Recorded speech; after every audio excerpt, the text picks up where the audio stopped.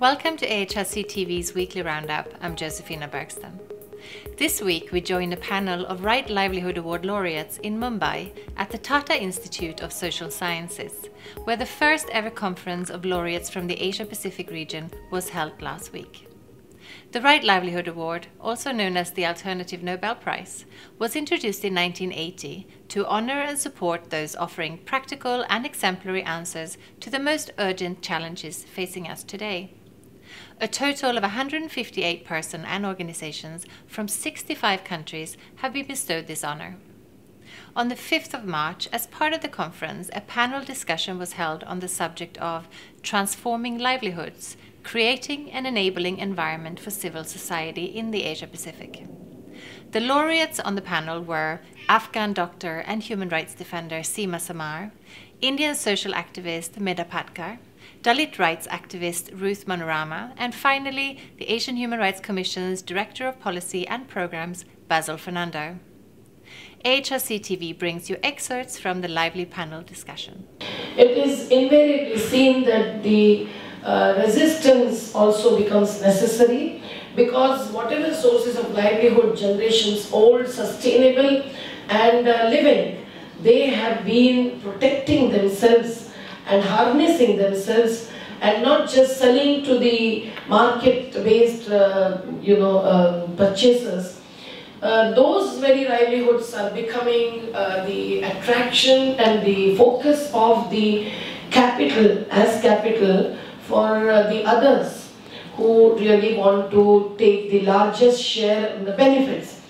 The Narmada movement, the Save Narmada movement, which received the Right Livelihood Award as back as in 90s, really is still fighting that battle because the riverine populations who are never consulted, never asked, become subjects of the destruction and destitution that is imposed through the large river valley projects. And hence the claims that we would replace your sources of livelihood or you would be absorbed in the arena of development benefits, you would be given an alternative to your present lifestyle, really fail to be realized. So these kinds of claims apart, we realize and understand that the communities who are holding on to their generation's old natural resource bases and to their human power based harnessing practices, which are more sustainable, more self-reliant, those communities need the space, role and primacy. They are all ready to do that, and they are not only for struggle after struggle and resistance, but here in India, for example, the government after government and much more the present government is really killing that space, taking away that space, blaming anyone who proposed the alternative positively, alternative in terms of technological choice to the present power generation models and paradigms, referring to the solar, wind power, human power, also micro-hydel projects and so on, or the water management practices which would be decentralized, the agricultural technology which would be more organic, integrated and not leading to the committing of suicides. All of them are targeted as anti-developmentalists, which is to be challenged, which is to be condemned, and in that we need the inputs of the civil society, the intellectuals, the academicians, the supporters from across the country and the world, because the changing of climates and the impacts ultimately really are global and not just the capital is global. So we all are really seeking these spaces when we are facing false cases, defamation and oppression, repression, physical attacks. We know that we still hold on and we still make a difference in terms of policy making, law making, as even the non-electoral politics, that is the politics of people's movements. I think the people knows that Afghanistan is almost in conflict since 4 decades. It's 37 years that we are in conflict.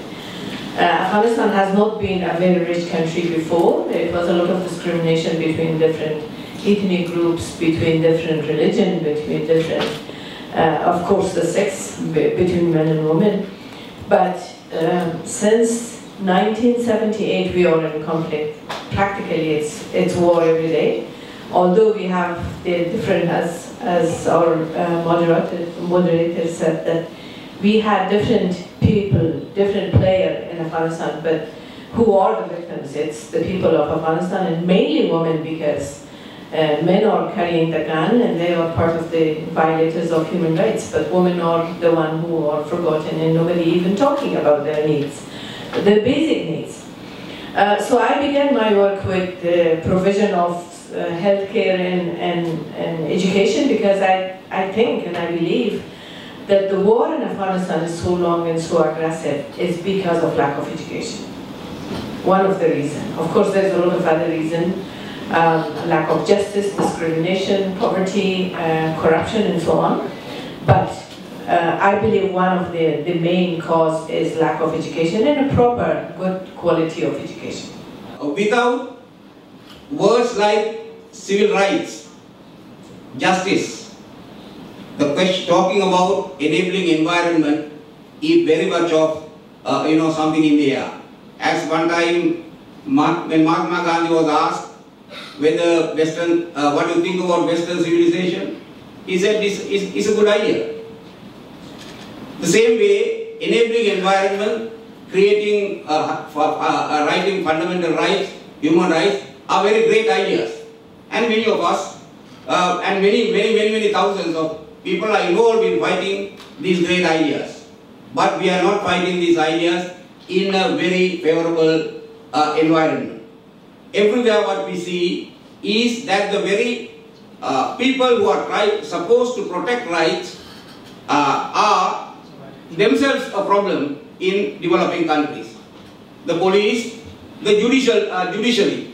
And unless we bring these things into this discourse, I find very often the discourse on civil rights, the enabling environment and all this, while touching on certain problems, does not go into a fundamental problem of justice that is facing our countries. What is enabling environment where there is no possibility of guaranteeing justice? We don't have environment in our countries which can guarantee justice. I just returned about a week back from Burma, and talking to a number of lawyers who have suffered many years of prison sentences trying to fight their cases. Even to get a small thing done in their court, you have to bribe. And the bribery is a factor of our lives. Our environment is beset with bribery. And when I talk to many people and say the bribery is something that can be stopped, in our societies people don't believe this. I tell them, I am telling you this possible because I am also staying in Hong Kong, which is a small place, which has virtually overcome bribery. But if you go to South Asia, Southeast Asia, you tell anybody, they think you are talking fairy tales. I think we should realize that the ideas that you are talking about for many sounds like fairy tales. Unless we are willing to deal with this problem and to bring the problem of justice, the kind of institutions which are in fact creating oppressions rather than justice, I think our conversation will not be complete. So I try to, from that point of view, to make my little contribution on this during this discussion. I come from a community, presently we are called Dalits. In the former language we have been called untouchables. Untouchability is prohibited by our constitution. There is no, untouchability practices by law. But there are not, in the law that prohibits untouchability, have 17 clauses to say, describes what is untouchability. But today, the researchers found out, especially from Hyderabad, and they set up, various studies in India.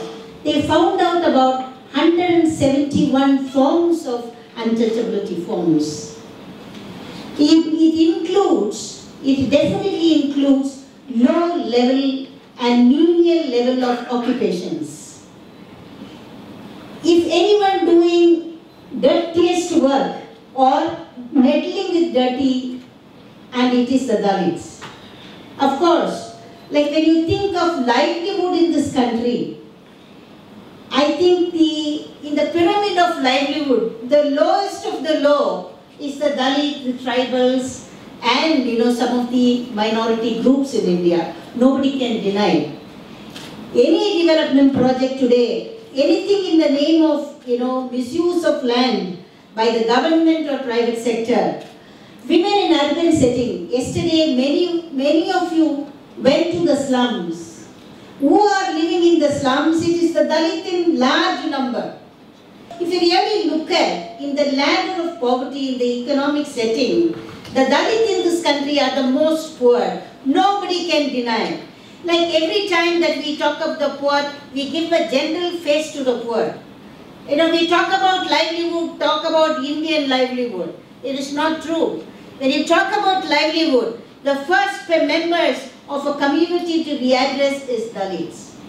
Of course, poverty, oppression, exclusion, atrocities, powerlessness continue to be characterized the Dalit existence in India. Whether the so-called marginalized or peripheralized populations are citizens of a nation state or not. If they are they and all of us, including the state actors, are bound by the constitution of a nation state or not? As far as the Indian Constitution is concerned, we have clear value framework of equity, liberty, justice, fraternity, and also socialism. The socialism and secularism were the two values which were brought to the Constitution a bit late, but they were no doubt reflected into the Constitution since beginning, because Dr. Babasaheb Ambedkar was the forefather of the Constitution, of course. And the fundamental rights to the directive principles really tell us how the equitability and justice can be accrued to everyone that needs to be accrued. So if there is a violation of Constitution, not just violation of any particular law or less than that policy, it is the duty of every citizen to stand up and oppose it. So it is not really a struggle, it is a positive contribution to ensure that the Constitution is followed and not violated day in and day out. So we really not just demand and fight for rehabilitation, the alternative source of livelihood, but we say that we are already in possession of the various sources of livelihood. We have land, we have forest, we have the fields and the kalyans, grazing grounds, and we have fish, the aquatic wealth, and the river itself. How can you say that we are poor and hence we need to fall into the mainstream development paradigm and only then can we get the share in the benefits? Rather, you want our river to be snatched away. You want to divert our resources towards those who really are the haves, who already have much of it, profit to resources, and then you say that we should be reasonable, we should be accepting the paradigm, we should be sacrificing for the nation state, we should accept and admit that there is a principle of eminent domain where the state has the eminent domain and not the people, all of which is against the Constitution. It is not only about the problem of executive, the responsibilities of judiciary, the judicial institutions. Judicial institutions, when it comes to the questions of land grabbing, everywhere one of the major problems today, whether it's Cambodia, Burma, Sri Lanka, India, major problem. What is the judicial institutions? What role does it play? It plays into the hands of the people who are more powerful. They collaborate in the scheme of injustice. So the very ideas of in terms of land, in terms of water, in terms of all the basic issues, I think we need also a more serious, more deeper discourse with the people, trust the people. And there is Asia's one achievement is that there is an enormously developed population than we had a few decades back. you are speaking about improving the education as an important aspect. Now, I am coming from a country, this was achieved 30 years ago. 30, 40 years ago, we achieved literally almost complete literacy levels and higher levels. The peasants' children going to universities. But the space for participation was not there for them. There are a lot of people waiting to participate, but they are not given a chance to participate. So this kind of very difficult problems are before the civil society, and I think we should face that. I think in a sense what you are asking is what the Dalits really want.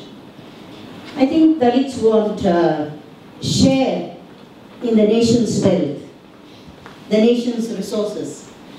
That means in land, air, water, education system, other resources, financial resources. So, like Dalits in India today don't need to be used as beneficiaries of certain programs. I think we are citizens of this country and we contribute to the GDP of this country by involving ourselves in the unorganized labor, organized labor and service sectors everywhere. So the first demand would be that we need a total emancipation, economic emancipation, social emancipation and political emancipation, not less than this. So therefore, it is a duty of the duty bearers of this country, especially the bureaucracy, the judiciary, the legislators, must see to that the laws which are in the constitution for us to protect our rights, protect socio-economic and political rights, that must be, respected and our dignity to be upheld. So in a sense, implementation of the law. The word human rights turned to be discourse within the families. I don't know if they know all the values of human rights, but it gone to every household in Afghanistan through the media, through the work that we are doing, and it turned to be discourse. A very, very conservative society now in Afghanistan keep complaining that their women are resisting within the family about their rights. And I think that is a good achievement for us. And I'm not saying we are done, we are just at the beginning of the very, very difficult, bumpy road ahead of us. And I think, I keep saying that if we have justice in Sri Lanka, it will help us. If we have justice in Afghanistan, it will help you in different ways. And we have to be united, and we have to not negotiate on principles and values of human rights.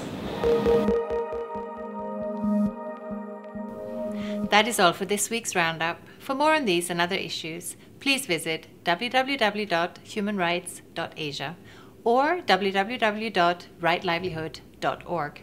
Thank you for watching and see you again next week.